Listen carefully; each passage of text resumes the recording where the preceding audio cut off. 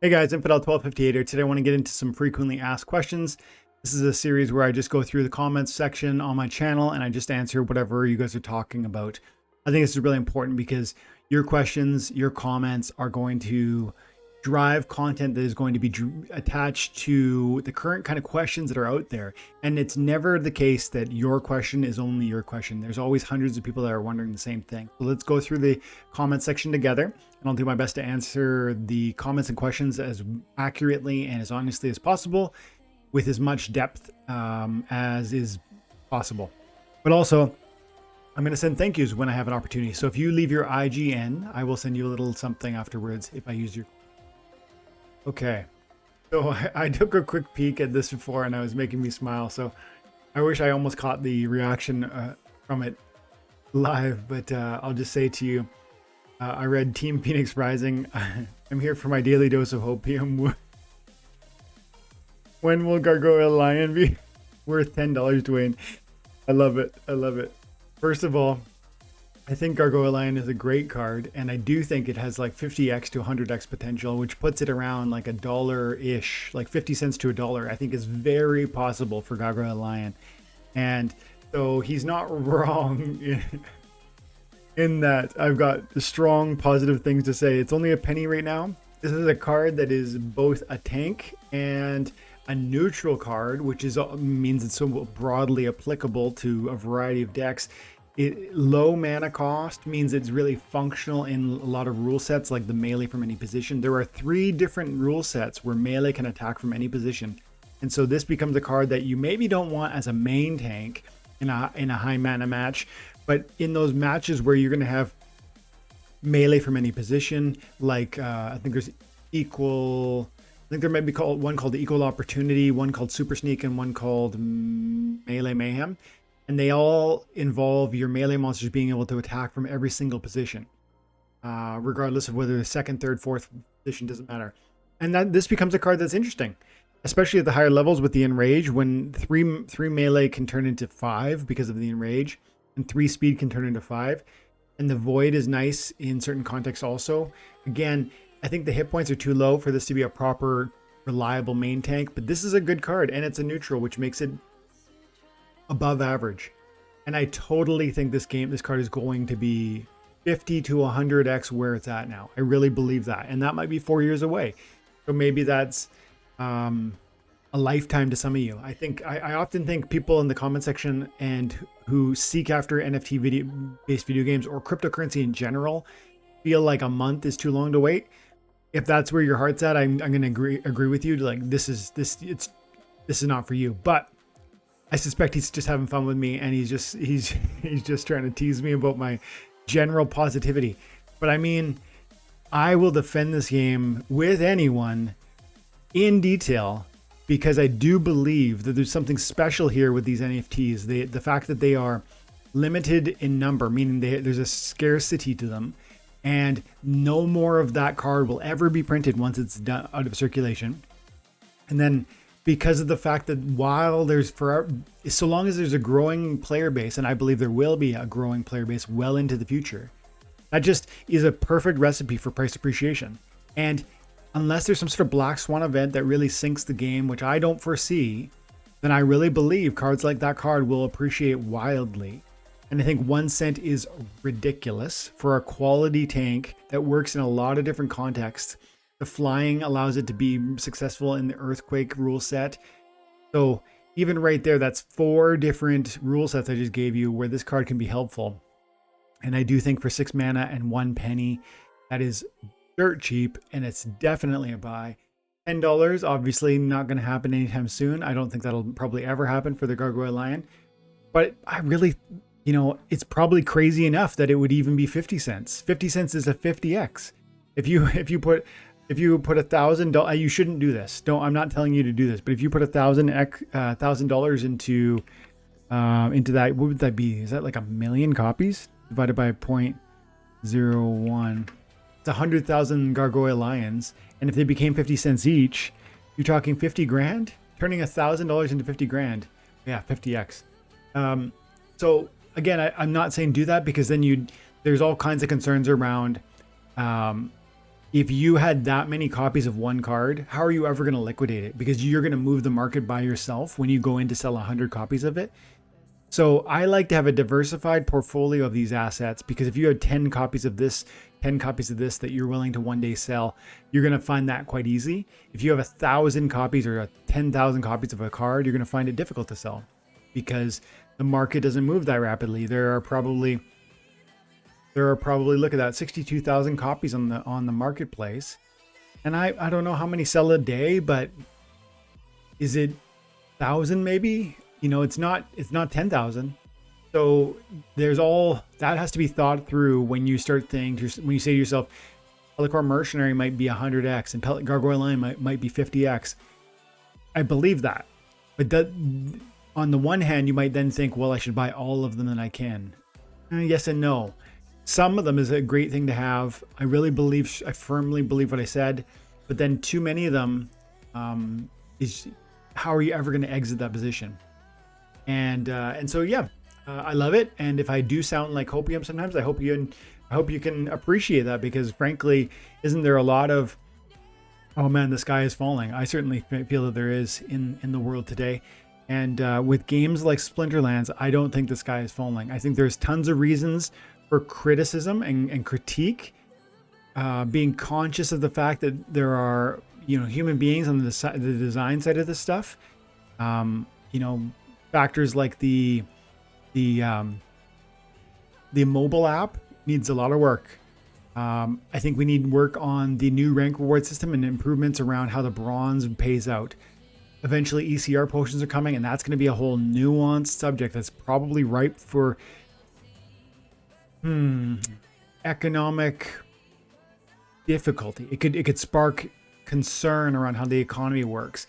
And then, there's tons of other things too. So I am critical at times, but when we talk about these NFTs and the price appreciation available, I am not critical. I am hyper bullish, but my bullishness is not on a short-term basis. On days, weeks, months, I'm not bullish. Across the years, I am perfectly confident in my massive position within this game. And I think I would recommend you be also, but you need to come to that with your own mindset, thinking through whether this game is both fun and has a future. Those are the two keys, the foundation on which you're going to then invest in the game. If it's not fun, who's going to play it? If it doesn't have a future, why would you buy it? So if you believe it's fun and has a future, then these NFTs are going to be, they make a lot of sense to hold. Jeffel Bridge. Eiffel Bridge? Anyways, Dwayne, how is the DEC less valuable than cards?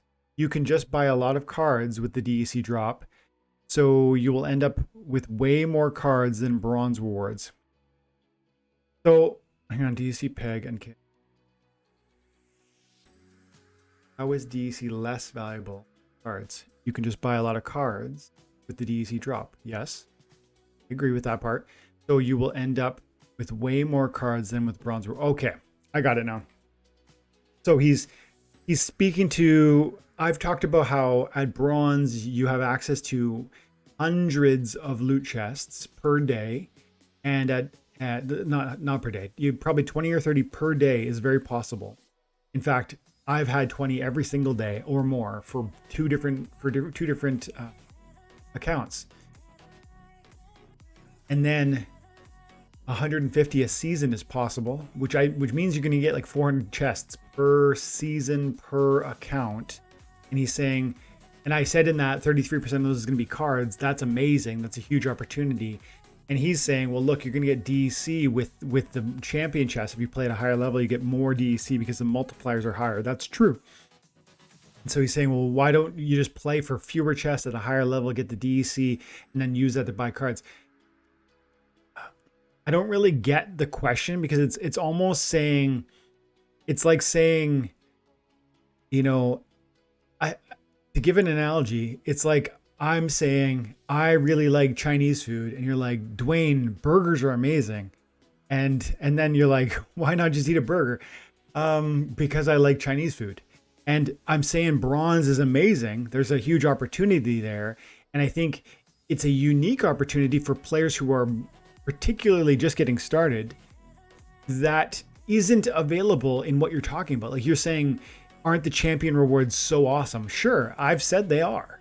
This is the strange thing about comments like this. I keep getting these comments where the tone is almost like, Dwayne, why don't you just admit that the champion chests are amazing? And it's like, yeah, I do admit it, and I keep saying it, but I guess I'm not saying it with enough confidence, or you just don't. Some people don't like that I also like the bronze chests because they are amazing.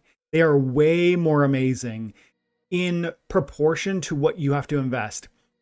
And this is where I'll leave that comment because I've said this too many times, but this is so important. I'm going to repeat it. The proportional value that you have to put forward to have success at bronze is nothing compared to what you have to put forward to have success at diamond or gold or champion. We're talking tens of thousands of dollars invested to succeed at diamond or champion versus tens of dollars to have success and fun at bronze. And if you could spend $10 next season or this season to unlock 400 loot chests, which will give you 100 to 150 cards that are yours to keep forever, and you're going to spend $10 for the account and maybe $5 for rentals, and that $5 that you get for rent that you spend on rentals is going to be paid back to you with DEC in the form of your rank wins. How do you compare those two? You know, like I get your point. Champion chests are great. Yes, they are. Diamond chests are great. Yes, they are. But bronze chests are amazing for the cost that you have to commit to achieve them. And there is a huge underestimation of that value intrinsic to a comment like this, where you say, well, you're just going to get more DEC at champion chests, so why not just go for champion? It's like, first of all, I enjoy bronze level battles. They end up being faster. I end up extracting my rewards sooner. It gives me a fix of the game I love, but I don't have to, it's not such a stress. But simultaneously, I do play a champion when I feel up to that challenge, when I want to go on hard mode. And so I do both. But there are at least, I'm going to say there are millions of people in the world that are going to be excited by that bronze opportunity. And there are maybe hundreds of people that are going to be excited by the champion opportunity. And that's, I'm trying to speak to both populations and say, this game's awesome. This reward opportunity is amazing and life-changing. So pay attention. I hope that's clear. Thanks for the comment though.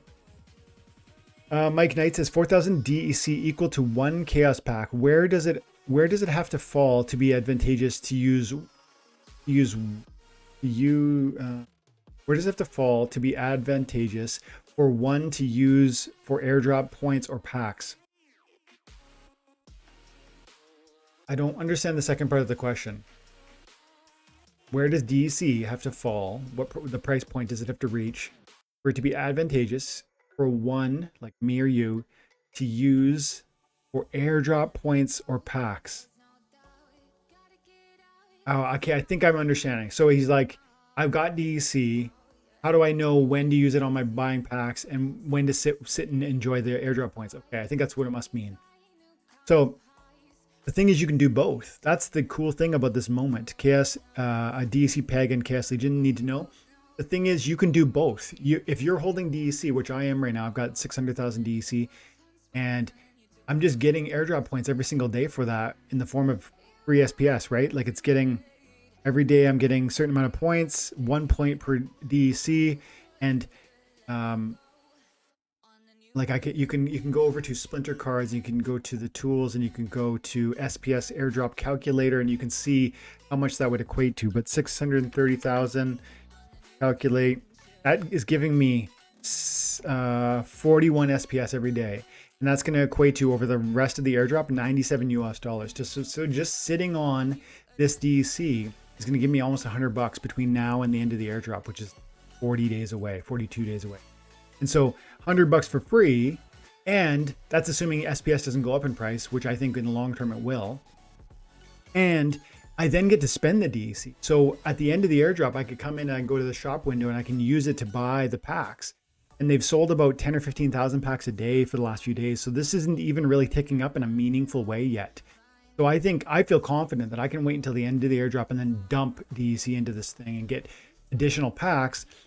And then you get bonuses, right? Because when you buy packs in bulk, you get 10% bonuses there, 15% there, or 20% there. And you get to use vouchers, and vouchers are practically free. So this is a financially safe investment for the short term, assuming you like Chaos Legion packs. And remember, you're going to then get airdropped cards for free too. So it's like free SPS, discounted Chaos Legion packs, free Chaos Legion airdrop cards, and no risk, because if you buy the DEC and then it goes down, it doesn't matter because they're going to continue to accept it at 1,000 equals $1. So to answer the question, when would you know, or when would you know to do one or the other? You can do both.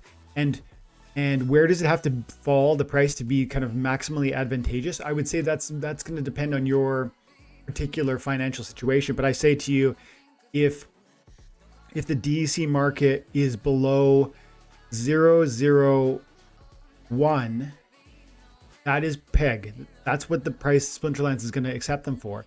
So if it's below that, right now we're about 22% below that price, which is to say that if you buy DEC today using Hive Engine, then you're going to get a 22% discount on Chaos Legion packs. And if you buy enough of them at once, you're going to get those bulk purchase discounts also. And so it can work out to, I did the math yesterday or the day before, where 700 packs can cost you roughly $2.85 a pack. Buying them from Splinterlands and on top of that, you're going to get the free SPS because you're going to hold it until the end of the airdrop. The DEC you're going to hold until the end of the airdrop. And then you're going to get all of these airdrop cards. At 700, if you bought 700 packs, you're going to get one of each of these guaranteed. So it's probably $300 for free worth of airdrop summoners, legendary airdrop summoners. I think it was $400 worth of SPS for free. And then you're also going to get the packs you want. So, and then you could open the packs and sell some of them, or keep them all. It's kind of up to you. I really think this is a lock and an awesome thing to try if you want a bigger position in Splinterlands and you currently lack cards. You've got a little bit of fiat currency and you're willing to take a bite in this moment. This is a really interesting opportunity to do that. Maximize, to stretch your dollar while doing it. Thanks for the comment. Bobby, dude, $3 was over 4K DEC last night for me in Florida. Yeah, okay. Packs are cheaper on Splinterlands, pegged at 4K right? While DEC itself is under peg. Okay, I want to make sure I'm saying this right. Okay, so the question is, packs are cheaper on Splinterlands because it's pegged at 4K DEC while it's under the peg. Okay, so I'm gonna answer the question, but I'm gonna rephrase it because I don't want to try and step into the way you're structuring it here, Bobby, because I'm getting a little confused on how you framed that. But I'll tell you, when DEC is below, I'm gonna say it one more time. If the price is 0.001, that's peg value. And so that means 1,000 DEC on the market plus $1 US. That is peg value. That's the value that Splinterlands is going to accept it for. So anything lower than that, when the price is lower than that, right now it's 23% lower than that, you're going to get a discount on those Chaos Legion packs, buying them from Splinterlands, because you can buy DEC for cheaper and then sell it to Splinterlands for more. That's the arbitrage play. You buy it for 77 cents for $1, and you bring it over to Splinterlands and you get $1 for $1. That's the 23% discount.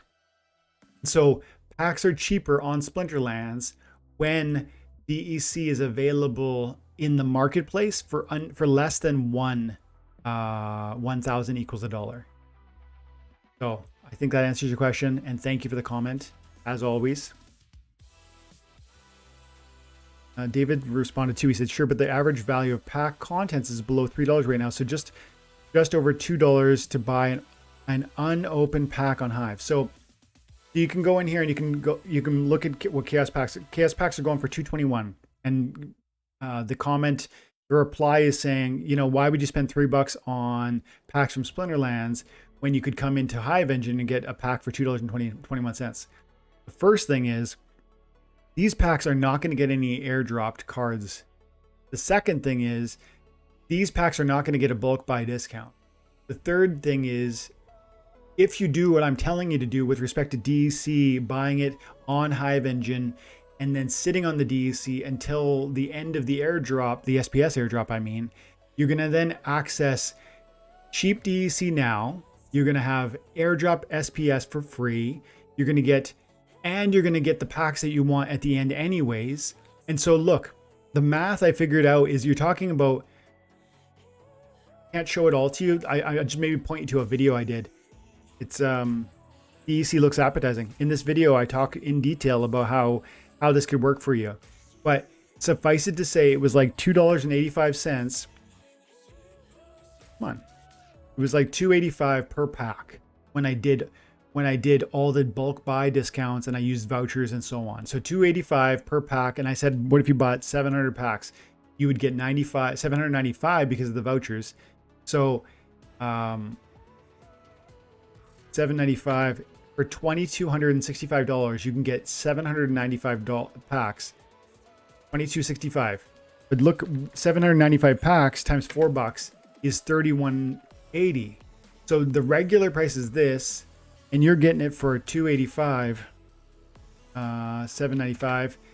And so, but let's compare this to what he just said. Look, I'm saying this is the best way to do it. 280 for 795 packs, you're paying $285 per pack because of the voucher bonuses, but then you're going to get $300 worth of free airdropped cards. Those are legendary summoners. That's my guess at what the value will be. And then you're going to get $400 worth of SPS that is yours to sell or whatever. So you're actually going to pay, at the end of the day, you're going to get, for $1,565, you're going to get 795 packs. So if we go 795 divided by 1565.75, you're paying, no, that's not right. My bad. So 1565 divided by 795. That's it.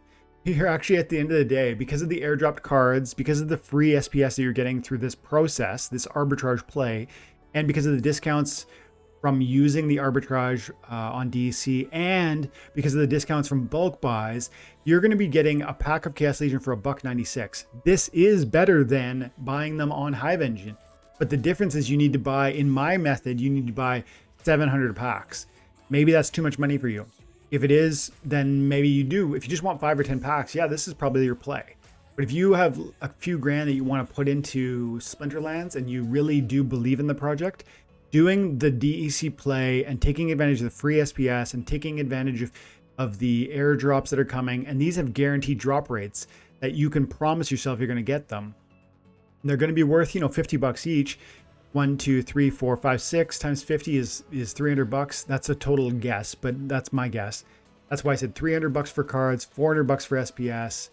And in that way, you're going to reduce your cost per pack to $1.96 after you subtract those airdrops that we just mentioned. So this is a really interesting opportunity, but it is more complicated than just going and buying a few packs. And it is a more, it's still $2,300 you're going to need to put up front to buy the vouchers, to buy the DEC required. And, but man, this is a great opportunity. Okay, let's try and do one more. And I got to make it a shorter one. Denzi DSD. If they would make the points needed to get the chest the same in all leagues, comparison, first chest equals 0 for 300 in silver, and then the gold 0 to 18,000. Why? It should be the same. But Denzi, at bronze, it's lower because you get so many fewer focus points per win, right? So let's quickly look at it, and this will be the last comment. So you're getting 166 Rshares per win at bronze. You're getting 3,000 at silver, 12,000 at gold, and so on. And because of that, they increase the amount per chest, the amount required to pay for each chest. And they've worked out the math as such that the way it ends up working is they become easier and easier to earn the further you go up here. But they don't. That's why they want a distinction from the highest to lowest, making them more cheap at the highest proportionally for what you get paid per win. I hope that makes sense. I don't know if it's the best play, but that's what they're doing. And it's not exactly, that part doesn't have, I don't have a problem with that part. So I'm not sure I agree with your comment, but I do have some criticisms over the existing rank rewards, as you well know. So guys, thank you so much for your support, for the comments, for everything. I appreciate you. Have an amazing day. God bless.